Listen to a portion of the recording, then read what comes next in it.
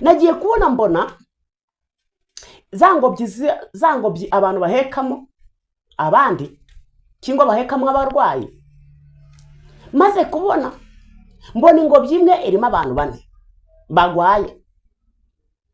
Ndabaza ngo ibi bintu ni ibiki?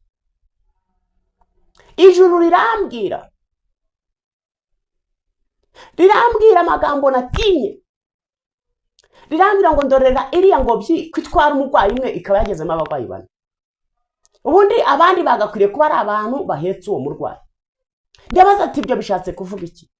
Ijuru rirambwira ngo abaririraga umurimo, abatakiraga umurimo, ba bandi baririraga abarwayi, baririraga umurimo, bose babaye abarwayi. Ni nk'abarwayi badafite umurwaza. Ndabaza ngo ibi bintu birashaka kuvuga iki? Ingere ku mushumba umwe ari kugenda agakangura ba bantu bari mu ngobyi, ababwira ati nimukanguke abakoraho n'ubu ngubu rwose ndi kubireba. Nene ngo ahubwo asanga 2 muri bo bamaze gupfa. Ndabaza ati ibi bintu kuki bigaragaje kuko aba bantu bapfe kandi ari mbonye bari baje ari bazima. Ijuru rivugana nanjye rirambwira ngo abantu basigaye bagenda bariho ariko barapfuye mu mwuka. Abantu bagasigara ari bavuga iby'Imana ariko bavuga ibyo bafashe mu mutwe, batavuga ibiri mu mitima yabo. Amahirwe ufite ya none uyabyaza umusaruro. Amahirwe ufite none aha yere kugupfira ubusa. Ejo hari igihe uzavuga ngo sinejejwe, ibyo ukora bizaba bitakunejeje, ibyo ukora bizaba bitakizigize icyo bikumarira. Dufite umwuka w'abantu Satani yateye, bagenda bahanura cyangwa bagenda bavuga ngo Imana iravuze, ariko bakavuga ibinyoma gusa.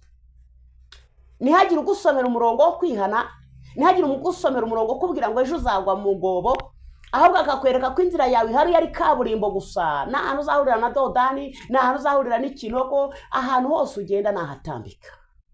Ariko ndagira ngo nkubwire, hari igihe ugera hazamuka, kandi amavi yawe atakibasha gukora, amaguru yawe atakibasha kuzamuka haterera. Hahandi uvuga ngo iyo menya.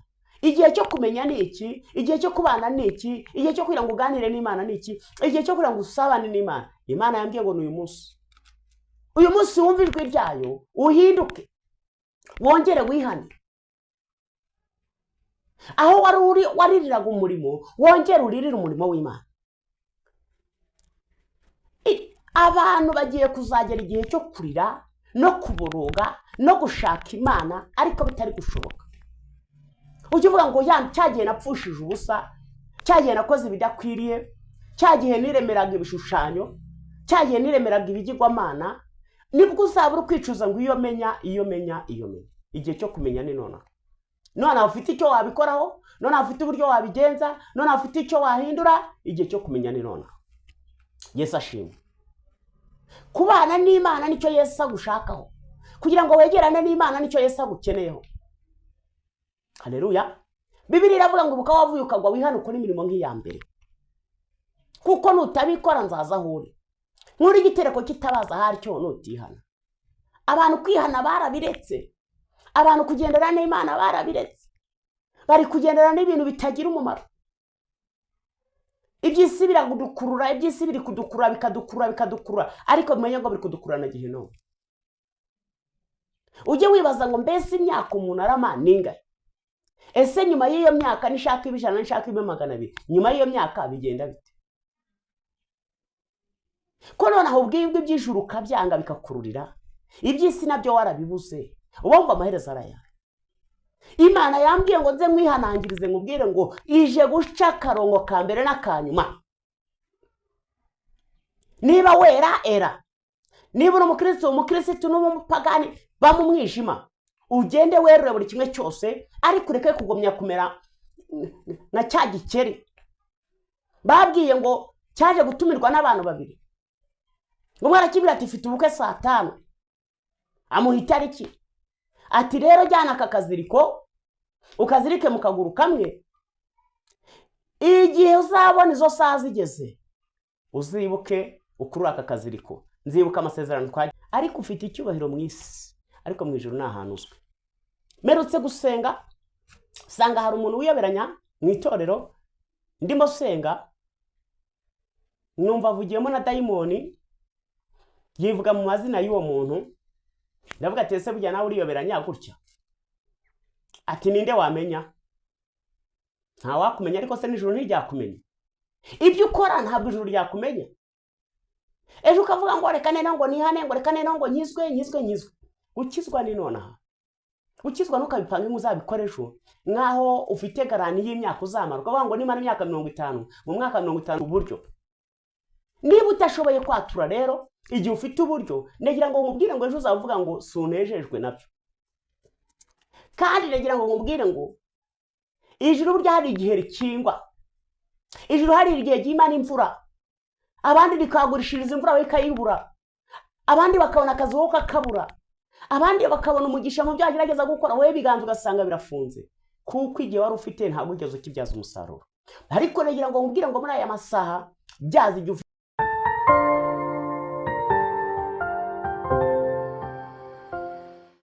Imana mu ijuru ry'ibishimira kandi bagirire neza, ihaze kwifuza kwanyu.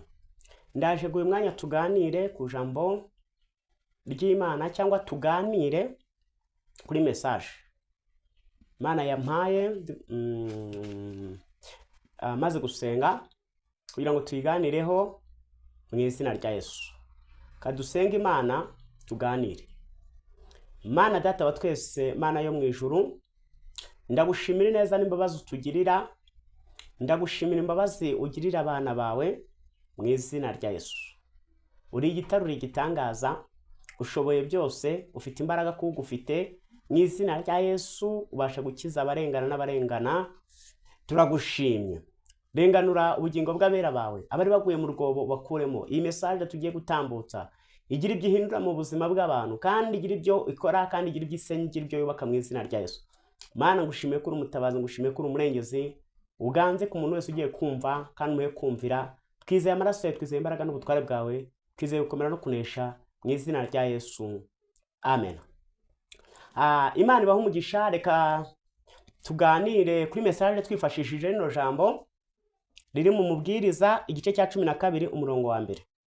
Haranditse ngo aha umuremyi wawe mu minsi y'ubusore bwawe, iminsi mibi itaraza n'imyaka itaragera, ubwo uzaba uvuga uti sinejejwe nabyo. Yesu ashimwe. Ndagira ngo tuganire twifashishije ijambo, ariko tuze gutambukirizamo message.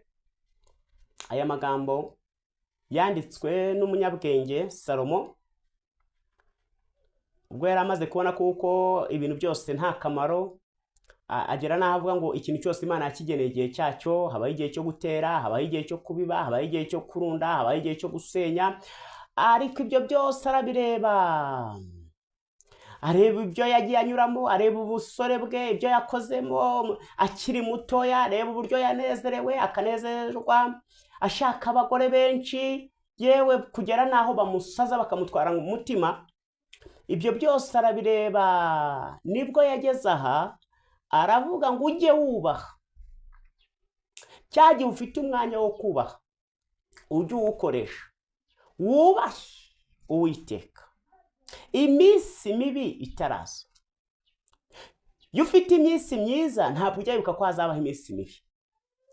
None iyo ufite amafaranga ahagije ntujya wibuka ko hari igihe uzakena. Oya, ahubwo uhora wumva kuko amafaranga uzayahorana. Ariko ndagira ngo nkubwire ngo ujye wubaha. Ntabwo wamenye icyejo hazacyana. Wari igihe kizagera ibyo kurya ukavuga ngo sinejejwe nabyo, ibyo kunywa sunejejwe nabyo. Reka mbabwire, burya hari igihe umara kugira ubutunzi bw'isi nk'amafaranga, wamara kugwiza amafaranga ukumva kuko ibintu bimeze neza nta kibazo. Rero muri kwa kugwiza amafaranga kwawe, ejo wajya kwa muganga ngo urwaye diabete, ejo wajya kwa muganga ngo ntiwemerewe kurya isukari, ntiwemerewe bya bintu byari agafiriti, bya bintu byagakwiriye kuvuga ngo ubutunzi maze kugwiza ntagakwiriye kuba nginezezamo, ugasanga biranze. Salomo w'umuhanga aravuga ngo ujye wubaha Uwiteka mu busore bwawe iminsi mibi itaraza, ubwo uzaba uvuga uti sinejejwe n'ibyo uri kureba, n'ibyo uri kurya, ejo ukagera ku rwego rwo gutangira kuvuga ati nanjye nakakwiriye kugura imodokari, ejo ukabukoza impanuka bakaba baguhaye imbago, ugatangira ukavuga ngo iyo menya ngo singira iki. Ibyo ngibyo byose ntacyo bivuze, ubwo aho usigariye ni kuri aka kuku uhumeka. Ariko ikintu cyakubayeho nta kintu wakora ngo ugisubize inyuma. Wanga kubaho Uwiteka ugifite uburyo, ukanga kubaho Uwiteka ejo waba igisenzegeri, ejo wabona ugeze ku rwego rwa nyuma rw'urupfu ngo reka nangire nubaha Imana. Iminsi y'ubusore bwawe wabupfushije ubusa, ubukoresha ibitagira umumaro, ubukoresha ibitanezeza Imana, umaze kuba igisenzegeri, umaze kubona kuko nawe naho usigariye ngo nibwo ugiye gushaka Imana. Shaka Imana ibi bibazo bitarakugeraho, ahubwo ibikurinda. Shaka itaragutera, ahubwo kugwanyirize icyabigutera. Nawe igihe uzaba uri kugomya kunezezwa n'iby'isi ngo igihe cyose nzajya gukorera Imana, ntabwo bizakunda. Haleluya. Gushaka Imana uyishaka nonaha ugifite uburyo, ejo uvuye mu mubiri se. Umuririmbyi yarembye ngo mbese izina ryanjye ryanditswe mu gitabo, ntazavaho nibeshya. Burya hari abantu banditse izina yuko bariho, bandika izina yuko bakomeye, ariko ufite icyubahiro mu isi, ariko mu ijuru nta hantu uzwi. Merutse gusenga, sanga hari umuntu wiyoberanya mu itorero, ndimo senga, numva avugiyemo na dayimoni, yivuga mu mazina y'uwo muntu. Ndavuga ati ese burya nawe uriyoberanya gutya? Ati ninde wamenya? Nta wakumenya, ariko se n'ijuru ntiryakumenya. Ibyo ukora ntabwo ijuru ryakumenya. Ejo ukavuga ngo reka nene ngo nihane, ngo reka nene ngo nkizwe. Gukizwa ni nonaha. Gukizwa ntukabipanga ngo uzabikore ejo, nkaho ufite garanti y'imyaka uzamara, ukavuga ngo nimara imyaka 50, mu mwaka 51 nzakizwa. Oya, gukizwa ni nonaha, nicyo gihe ufitiye uburyo, kuko ejo sahawe. Ubusore bwawe nutabukoreshereza mu Imana, urumva ubusaza bwawe bwo buzatungwa n'iki mu busore bwawe utabashyemo Imana? Ko ari handi usanga umuntu arabaye igisenzegeri mu buryo atazi, kubera ko uko igihe yari afite cyiza ntiyigeze akibyazamo icyiza kindi, ahubwo igihe yari afite cyiza yakibyajemo ikibi. None nawe igihe rero kibi kizakugeraho, cyagiye kibi n'ubundi nikikugeraho ntabwo uzashaka kukibyazamo icyiza ngo gikunde. Uyu munsi ufite uburyo bwo gufata ikibi ufite ukakibyazamo icyiza bigakunda, kuko uracyafite imbaraga, uracyafite uburyo bwo gusenga. Burya hari igihe gusenga bigeraho birangira ku buzima bwawe, ugasigara usengera mu mutima, kandi ujya amasengesho mu mutima nagutunga, ntabwo ari ayo kuvuga ngo hari ikindi yarema. Oya, kwizera ni mu mutima, ariko hari ibyo twatuza amagambo. Bibiliya ivuga ngo niwatuza akanwa kawe ko Yesu ari umwami n'umukiza, uzakizwa. Kwatura rero hari aho ugera kwatura bikaba bitakigushobokeye, ahubwo ukaba waturira mu mutima, ariko ukatura icyo wamenye kera ugifite imbaraga. Haleluya. Icyo wamenye kera nicyo watura ugifite uburyo. Niba utashoboye kwatura rero igihe ufite uburyo, ndagira ngo nkubwire ngo ejo uzavuga ngo sunejejwe nabyo. Kandi ndagira ngo nkubwire ngo ijuru burya hari igihe rikingwa, ijuru hari igihe ry'Imana imvura, abandi rikagurishiriza imvura bakayibura, abandi bakabona akazi wowe kakabura, abandi bakabona umugisha mu byo agerageza gukora, wowe biganza ugasanga birafunze, kuko igihe wari ufite ntabwo ugeze ukibyaza umusaruro. Ariko ndagira ngo nkubwire ngo muri aya masaha byaza igihe ufite umusaruro, kugira ngo data nawe nakubona abona hahera. Data nashaka gutanga umugisha abona icyo aheraho atanga umugisha. Data nashaka gutanga ibihembo akugororere kuko abona kuko nawe ukwiriye ibyo bihembo. Yesu ashimwe. Uyu mwana Imana igira ikirema. Ubusore bwawe urabupfusha ubusa. Namaze gusenga Imana, Imana inyereka abantu bari gupfusha ikintu bita igihe cyabo busa. Nagiye kubona mbona zangobyi abantu bahekamo abandi, cyangwa bahekamo abarwayi. Maze kubona mbona ingobyi imwe irimo abantu 4 bagwaye. Ndabaza ngo ibi bintu ni ibiki? Ijuru rirambwira amagambo natinye. rirambwira ngo ndorera iriya ngobyi ko itwara umurwayi umwe ikaba yagezemo abarwayi bane. Ubundi abandi bagakwiriye kuba ari abantu bahetse uwo murwayi. Ndabaza ati ibyo bishatse kuvuga iki? Ijuru rirambwira ngo abaririraga umurimo, abatakiraga umurimo, ba bandi baririraga abarwayi, baririraga umurimo, bose babaye abarwayi. Ni nk'abarwayi badafite umurwaza. Ndabaza ngo ibi bintu birashaka kuvuga iki? Ingere ku mushumba umwe ari kugenda agakangura ba bantu bari mu ngobyi, ababwira ati nimukanguke nimukanguka, abakoraho n'ubu ngubu rwose ndi kubireba. Nene ngo ahubwo asanga babiri muri bo bamaze gupfa. Ndabaza ati ibi bintu kuki bigaragaje kuko aba bantu bapfe kandi ari mbonye bari baje ari bazima. Ijuru rivugana nanjye rirambwira ngo abantu basigaye bagenda bariho ariko barapfuye mu mwuka. Abantu bagasigara ari bavuga iby'Imana ariko bavuga ibyo bafashe mu mutwe, batavuga ibiri mu mitima yabo. Imana irambwira ngo mbwira abo bantu bagarura ibihe byo gusenga no kubana n'Imana, kuko hari iminsi igiye kuzagera iby'isi uri ushaka gushyiraho umutima utanabona, uzajya uvuga ngo sinejejwe nabyo. Utangire kwicuza iminsi wari ufite uburyo wayipfushije ubusa, usange ntacyo byakumarira nta nicyo byagufasha, ahubwo uzaba uri handi ho kwicuza gusa. Ngo iyo menya igihe cyo kumenya ni iki, igihe cyo kugira ngo ugire icyo wahindura ni iki ngiki. Imana ivugana nanjye inyereka abantu bari kugenda bomboka mu mago, bava mu nzu imwe bajya mu yindi, bava mu nzu imwe bajya mu yindi. Ndabaza ngo ibi bintu ni ibiki? Hari abantu bafite umwuka w'ibyaha ngo ejo nzihana. Nyamara reka nkubwire, ejo hari igihe wajya mu cyaha ugira ngo uzihana ukakigwamo.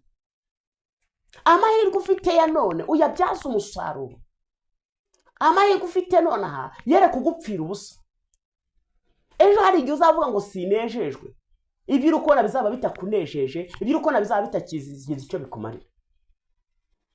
Dufite umwuka w'abantu Satani yateye, bagenda bahanura cyangwa bagenda bavuga ngo Imana iravuze, ariko bakavuga ibinyoma gusa.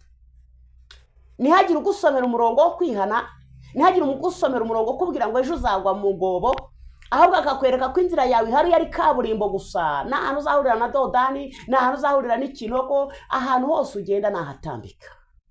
Ariko ndagira ngo nkubwire, hari igihe ugera hazamuka, kandi amavi yawe atakibasha gukora, amaguru yawe atakibasha kuzamuka ahaterera. Hahandi uba uvuga ngo iyo menya.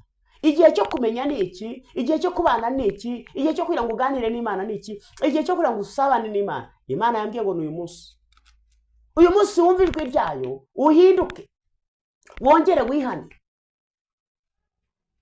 Aho waririraga umurimo, wongere uririre umurimo w'Imana. Abantu bagiye kuzagera igihe cyo kurira no kuboroga no gushaka Imana ariko bitari gushoboka. Ujye uvuga ngo cyagihe napfushije ubusa, cyagihe nakoze ibidakwiriye, cyagihe niremeraga ibishushanyo, cyagihe niremeraga ibigirwamana, nibwo uzabura kwicuza ngo iyo menya. Igihe cyo kumenya ni nonaha. Nonaha ufite icyo wabikoraho, nonaha ufite uburyo wabigenza, nonaha ufite icyo wahindura. Igihe cyo kumenya ni nonaha. Yesu ashimwe. Kubana n'Imana nicyo Yesu agushakaho, kugira ngo wegerane n'Imana nicyo Yesu agukeneyeho. Haleluya. Bibiliya iravuga ngo ubukaba wavuye ukagwa wihana ukora imirimo nk'iya mbere, kuko nutabikora nzaza hure. Nkuri igitereko kitabaza haricyo nutihana. Abantu kwihana barabiretse, abantu kugendera n'Imana barabiretse, bari kugendera n'ibintu bitagira umumaro. Iby'isi biragudukurura, iby'isi biri kudukurura, bikadukurura, ariko menye ngo biri kudukurura na Gehinomu. Ujye wibaza ngo mbese imyaka umuntu arama ningahe? Ese nyuma y'iyo myaka nishaka ibijana, nishaka 200, nyuma y'iyo myaka bigenda bite? Ko nonaho ubwibwe by'ijuru kabyanga bikakururira, iby'isi nabyo warabibuze, ubumva amaherezo araya.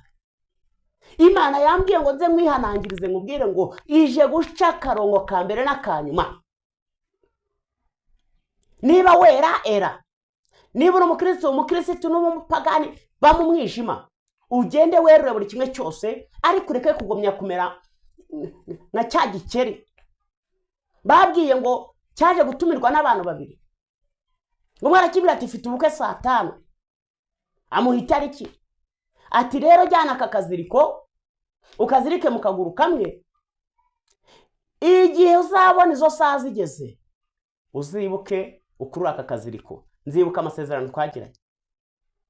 Budakiye kabiri haza undi aravuga ati nanjye naje kugutumira, ariko ntiyamenya ko ari undi wamutumiye, amuha itariki yahaye uwa mbere. Igikeri kiramubwira ati rero sinazabyibuka ngira amazinda, ariko ndashaka kugira ngo ufate aka kaziriko ukazirike muri aka kaguru, ubwazirikishije akaguru k'iburyo azirikishije n'ak'ibumoso. Izo saa nizigera uzambwire ibirori ni itariki imwe, ibirori ni isaha. Kandi abo bose batwaye akaziriko nta n'umwe yahamagara ngo amwumve. Ikimenyetso yamuhaye ni uko azamukurura akaziriko. Za saha zigeze n'itariki zigeze, wa muntu wa saa 5 b'abantu bombi bamutumiye barakurura. Arateka ati have ndi kugundi, yewe hari undi waziritse, reka da, iryo jwi ryawe se riragira he? Barakurura amaguru, barakurura, bagira ngo ari kuza, buri wese atwara akaguru n'undi atwara akaguru, asigara nta maguru agira, yarafite amaguru. Kubera iki? Kubera kuko yibagiwe. Ahantu ibintu byose arikiriza, aremera ibintu byose, nta cyahakana, nta cyabasha ngo apange ngo mbese iki kintu nta ngaruka zifite, iki kintu nta bundi buryo, nta bundi busobanuro. Ibintu byose akikiriza, ibintu byose akabifata nk'umwidishyi, ibintu byose uyibitwara mu kigare. Ndagira ngo ubwire ngo haraho uzagera ukagwa mu nzira ebyiri. Nturwe mu rwobo, ariko nturwe no hejuru y'urwobo, ahubwo igice kimwe kikagwa hejuru y'urwobo, ikindi kigasigara hejuru, kibaza ngo ubwo uzaba uri he? Menya icyo Yesu agushakaho mu gihe nk'iki, menya icyo Data ari kugushakaho, menya icyo Data ashakaho. Ashaka kugira ngo wongere ukizwe ugifite uburyo. Bibiliya hano mu mubwiriza niho havuze ngo umurimo wawe wose werekejeho amaboko ukorane umwete, kuko ikuzimu uzajya nta mirimo, nta migambi, nta n'ubwenge. Ikintu cyose uri gukora jya ugikorana umwete, ariko ujye umenya ngo igihe cyose nta mirimo, nta migambi, nta bwenge, haraho bizagera bigahagarara neza. Nibibe bikikunejeje ibyo wakoze, niba ari byiza, niba ari bibi, ariko igihe cyose cyuzaba warakoze ari ukwicara ugategereza gusa. Nta kwinyagambura umeze nk'umuntu uri kuyoborwa na telekomande. Nta kintu wakora, nta kintu wahindura, nta kintu warenzaho, ahubwo uri mu bihe byo kubabara gusa no kwicuza gusa. Reka dusenga Imana. Imana igiye igihindura. Imana iguhe kureba iyi minsi ugira icyo ufatamo, iguhe kureba iyi minsi ugira ibyo wakira, iguhe kureba iyi minsi ugira ibyo utoramo bikugirira umumaro, kugira ngo cyagihe ubwo uzavuga ngo sukinejejwe n'ibyisi, sukinejejwe n'ibintu runaka, uzavuge ngo basi yenda nubwo uyu munsi bitanejeje, ariko igihe byanejeje nakoze n'ibyiza nanjye. Cyangwa ahubwo nari ndi mu mucyo, nandi mu mwijima, umucyo uramurikira sinawubona. Nari ndi mu mucyo, ahubwo nijyana mu mwijima. Aho wijyanye ni wowe uhazi. Kadusenga Imana iguhe umugisha wumvise iyi message, kandi ugiye gukora ibyayo mu izina rya Yesu. Mana Data, Mana ishobora byose, ndagushimye ndaguhimbaje. Senge umuntu wese wumvise iri jambo mu izina rya Yesu, kugira ngo umukingurire kandi umuremere. Wirukana abatwezi n'abakonikoni, wirukana imbaraga z'umwijima. Abantu bari baraguye mu byaha, wongere ubababarire ibyaha byabo. Mu izina rya Yesu ndakwingiza ude kukubaha iminsi mibi itaraza. Iminsi ya minsi yo kuba umuntu afite ejo akaba adafite, ya minsi yo kuba umuntu ari muzima uyu munsi ejo akaba yarwaye, ya minsi mibi itaraza. Iminsi mibi, ya minsi mibi uyirinda abantu bawe uyirinda abandi bashavuye, uyirinda abandi babuze icyerekezo, uyirinda abantu bawe iminsi mibi. Mu izina rya Yesu Kristo ucagagura ingoyi zose, ucagagura imbaraga zose, ucagagura abatwezi bose, ucagagura abarozi, ucagagura amahembe, ucagagura imbaraga z'umwijima mu izina rya Yesu Kristo. Rambura ukuboko kwawe data, rambura ikiganza cyawe data. Nejejwe n'ukuri Imana, nejejwe n'ukuri umutabazi. Aya masaha uyu mwanya hagira ibintu biremeka, hagira ibintu bikoreka mu izina rya Yesu Kristo. Uca inzira, uca ikigoyi cy'abagoyi mu izina rya Yesu. Fungura imigisha, fungura umugisha mu izina rya Yesu. Ukure umwuka w'ibyaha, ukure umwuka w'ibyaha, ushyire umwuka wo gukiranuka. Tugusabye umwuka wera ngo ayobore imitima, ayobore umuntu wese waruguye mu izina rya Yesu. Waruguye muri gihenomo, waruguye mu itanura, waruguye mu rwobo, ndamusengeye. Mana sengeye umuntu wese wumvise iri jambo, wumvise iyi message akabigiye kugiza icyahindura mu buzima bwe. Nawe ugira ibyo uhindura ku mikorere ye, ugira ibyo ahindura mu byareba, ugira ibyo ahindura mu byavuga, ugira ibyo uhindura Mana. Abona ubwiza bwawe, abona imigisha yawe. Senze niza y'amaraso yawe, senze niza y'imbaraga zawe, senze niza kuri Imana ifatame, senze niza kuri Imana ikubita hasi. Abatweze, abarozi, amahebe, imyuka yose, ibyari be yarabananira, imiriro bari barabacanyeho mu izina rya Yesu. Njimije umuriro bari baragucanyeho, umuriro w'ibyaha, umuriro w'ibitambo, ibitambo by'inka, ibitambo by'amahene, ibitambo by'inkoko, ibitambo by'amaraso, mbikubise hasi mu izina rya Yesu. Ibyo watambwe utazi, ujye utazi n'uburyo watambwe mu izina rya Yesu. Wowe ushaka gukora ibyiza, igihe cyose ukibona mu bibi, ndagusengeye, ndakubohora, ndakubatura uwo mugozi zo nyabingi zose zikuziritse zitagaciro. Uyu munsi Yesu ukora imirimo, uyu munsi Yesu ukora ibitangaza, werekane ubwiza bwawe, werekane ukwera kwawe. Turakwizeye. Urambura ikiganza, urambura ukuboko, twizeye amaraso yawe no gukomera no kunesha. Urakabyara agahika ko ari wowe ubikoze, kandi ukaba batuye abantu bawe, ukaba bakirije ibyaha, ukaba ukirije umuntu wese mu izina rya Yesu. Ukaba ugiye kumuha gukora neza, ukaba ugiye gutanga iminsi myiza mu izina rya Yesu. Niwe twizeye, niwe twiringiye, none iteka ryose Yesu. Amen, amen. Yesu nabaha umugisha kandi Yesu abagirire neza. Mwebwe mwese turabashima. Imana ijye ibumva kandi Imana ijye yumva gusenga kwanyu igihe cyose mutakiye. Imana ijye ibatabara mu izina rya Yesu. Shalom.